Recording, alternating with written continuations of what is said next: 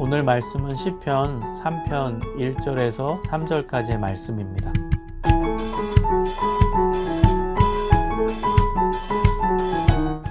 여호와여, 나의 대적이 어찌 그리 많은지요? 일어나 나를 치는 자가 많으니이다. 많은 사람이 나를 대적하여 말하기를 그는 하나님께 구원을 받지 못한다 하나이다. 여호와여, 주는 나의 방패시요 나의 영광이시요 나의 머리를 드시는 자이시니이다. 우리가 인생을 살다 보면 어려운 일도 경험하고 힘든 상황도 경험합니다. 중년의 시기가 되어 지나온 삶의 걸음걸음을 돌아보면 아쉬움의 눈물도 있고 실패의 눈물, 또 슬픔의 눈물도 서려 있을 것입니다. 지금도 힘든 상황 가운데서 앞으로 내 인생은 어떻게 펼쳐질까? 기대감보다는 막막함과 두려움이 우리의 삶을 지배할 때도 많이 있습니다. 고난의 문제, 너무 힘들죠. 왜 계속 이 고난이 되어만 하는지 너무나 안타깝기도 합니다. 성경에 많은 인물들이 있는데요. 그 중에 다윗은 그 누구보다도 고난을 많이 경험했던 사람입니다. 왕이 되기 이전에도 그는 사울 왕의 미움을 받고 억울하게 도망자의 신분으로 불쌍한 삶을 살아가게 됩니다. 자신은 잘못한 게 없는데 자신을 죽이려 하는 사람이 너무나 많으니 얼마나 억울하고 얼마나 힘이 들었겠습니까? 왕이 되고 나서도 그의 주변에는 그를 시기하는 사람들이 너무나 많이 있었습니다. 그래서 자신을 죽이려 하는 사람이 너무나 많았습니다.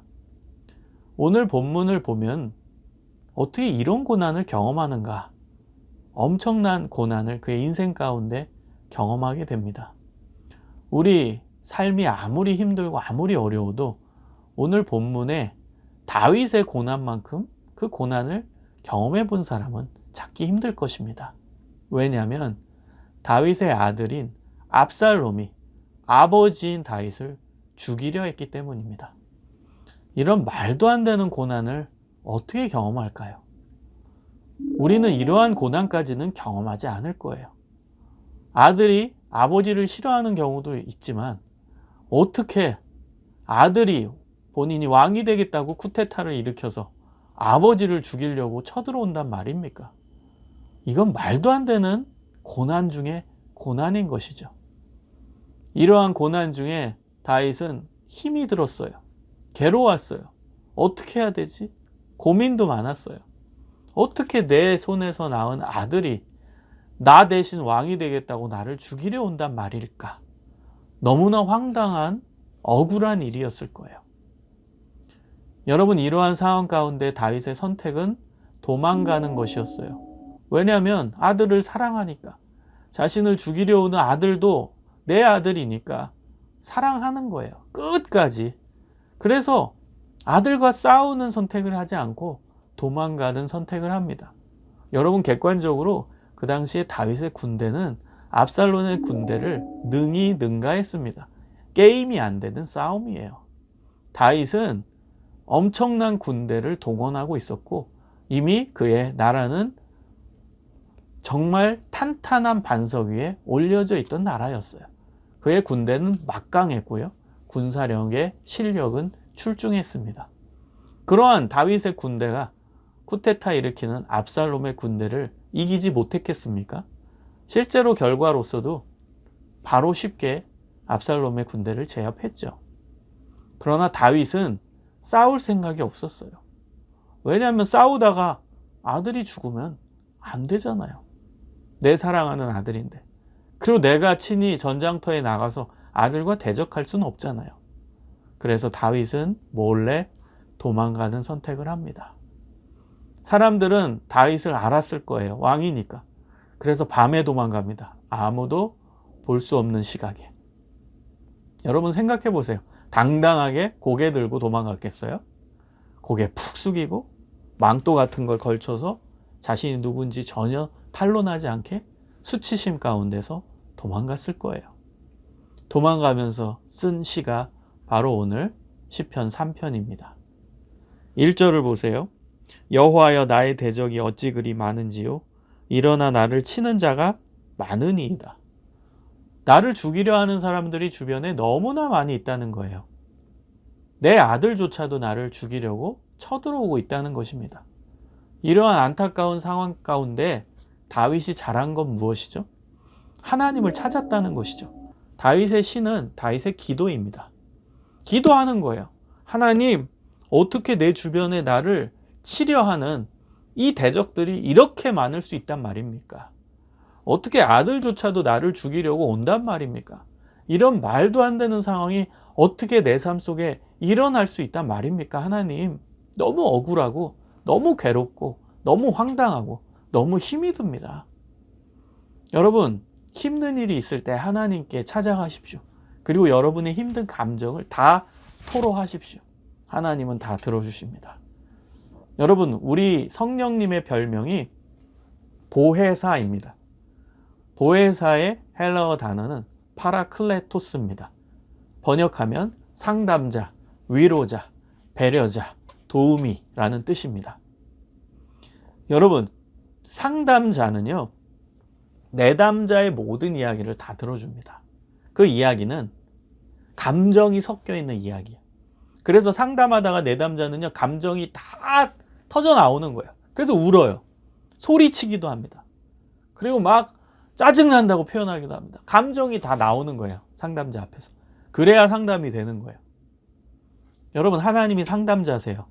보혜사예요. 그럼 여러분의 억울한 감정, 힘든 감정도 기도 가운데서 다 쏟아내십시오. 하나님 억울합니다. 하나님 힘듭니다. 하나님 괴롭습니다. 하나님 두렵습니다. 하나님 너무나 힘이 든 상황입니다. 어찌해야 될 바를 모르겠습니다. 여러분의 감정을 토로하십시오. 2절을 보세요. 많은 사람이 나를 대적하여 말하기를 그는 하나님께 구원을 받지 못한다 하나이다. 제일 힘든 고난은 영적인 고난이거든요. 근데요, 내가 스스로 느끼는 게 아니라 다른 사람이 나를 영적인 부분에서 조롱하는 거예요. 이것만큼 큰 고난은 없어요. 어떻게 왕을 향해서 하나님께 저 왕은 구원받지 못한다, 이런 조롱을 다윗이 받고 있는 거예요. 여러분, 이거는 어마어마하게 괴로운 일이죠. 다른 사람이 나를 신앙의 이름으로 정죄하는 거예요. 여러분, 그 신앙의 이름으로 정죄받는 거 너무나 괴로운 일입니다. 그래서 여러분, 다른 사람 절대로 정죄하면 안 됩니다. 다윗은 지금 사람들로부터 저게 왕이야? 저 왕은 구원받지 못해. 저 왕은 하나님께 구원을 받지 못해. 조롱하는 거예요. 신앙의 이름으로. 그 수치감까지도 지금 다윗은 경험하면서 도망가는 거예요. 지금 어떻게 도망가요? 고개 푹 숙이고 한숨 쉬고 몰래 망토를 쓰고 도망가는 거예요. 그런데 놀라운 반전이 일어납니다. 그 반전이 3절입니다. 여호와여, 주는 나의 방패시요 나의 영광이시요 나의 머리를 드시는 자이시니이다. 그러나 다윗의 기도가 위대한 점은 억울함을 토로하고 힘든 걸 토로하는 거기서 끝나는 것이 아니라, 그러나 하나님은 이런 분이십니다. 그러나 하나님은 이런 분이십니다. 그리고 이렇게 나를 인도하실 것이다 라는 믿음이 담겨있는 기도를 합니다. 여호와여, 주는 나의 방패시오. 방패는 지켜주신다는 거예요. 영광이시오. 나를 높여주시는 거예요. 나의 머리를 드시는 자이시니이다. 저는 이 구절이 정말 기가 막힌 구절이라고 생각해요. 왜냐하면 지금 고개 푹 숙이고 망토 쓰고 도망가는 상황에서 하나님은 내 머리를 들어주시는, 망토를 다 풀어주시고 그 다음에 고개를 팍 들어주시고 당당하게 다시 나를 세워주실 것이라는 믿음의 고백이 여기 담겨 있는 것입니다. 여러분, 이 기도를 하십시오. 하나님이 어떤 분이시냐? 하나님을 떠올리고 그 하나님이 나를 인도하시고 지켜주시고 그 하나님의 능력대로 나의 삶을 이끌어 주실 것이라는 믿음의 고백을 기도 가운데 하십시오. 다윗은 그걸 잘했어요. 그게 다윗의 기도의 전형적인 특징입니다. 어찌 보면 우리의 기도와 다른 점일 수 있어요. 우리는 불평하다가 기도가 끝나요. 억울합니다 하다가 기도가 끝나요. 근데요, 다윗은 억울합니다. 불평해요. 그러나 그 다음 단계로 넘어가요. 그 다음 단계는 하나님이 어떤 분이신지를 생각해요. 하나님 능력 많으신 분이지, 하나님은 방패시지, 날 지켜주시는 분이지, 하나님은 다시 나를 세워주시는 분이지, 하나님은 다시 나를 영예롭게 영광을 받을 수 있게 나를 높여주시는 분이시지, 그 하나님이 어떤 분이신지를 떠올리고 그걸 내면화합니다. 내 것으로 받아들여요. 그게 믿음입니다. 내 것으로 받아들여요. 그래서 하나님 나 지키신다, 하나님 나 세워주신다, 하나님 내 머리를 들어주신다, 그걸 믿음으로 받아들이는 것입니다.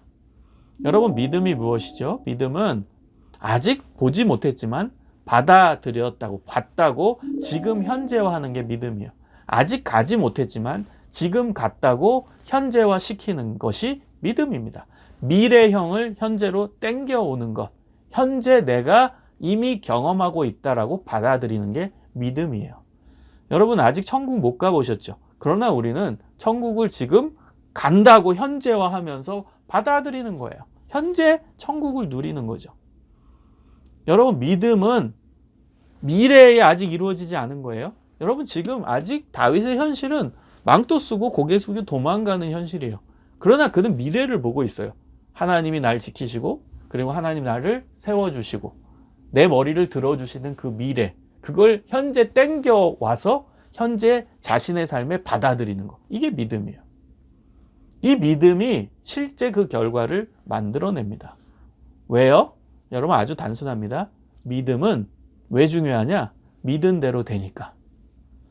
여러분, 이걸 꼭 기억하세요. 믿음이 왜 중요해요? 믿은 대로 되니까 중요한 거예요. 하나님 나 지키시는 분이다. 믿었으니까 그대로 되는 거예요. 하나님은 나의 영광이시다. 믿으니까 되는 거예요.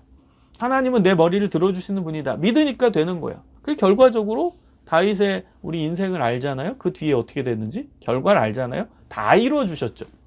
믿은 대로 된 거예요. 그래서 여러분, 지금 삶이 힘들고 빡빡하고 어렵고 괴로워도 하나님께 가져가세요. 그리고 다 토로하세요. 그럼 거기서 끝나지 마시고 다윗처럼 하나님은 어떤 분이신가를 떠올리고 그 하나님이 나의 하나님이시다. 그 하나님이 나에게 역사하신다. 그것을 믿음의 눈으로 바라볼 수 있기를 소망합니다. 아직 이루어지지 않았지만 내면화하고 현재화할 수 있는 능력이 우리 안에 있기를 간절히 소망합니다.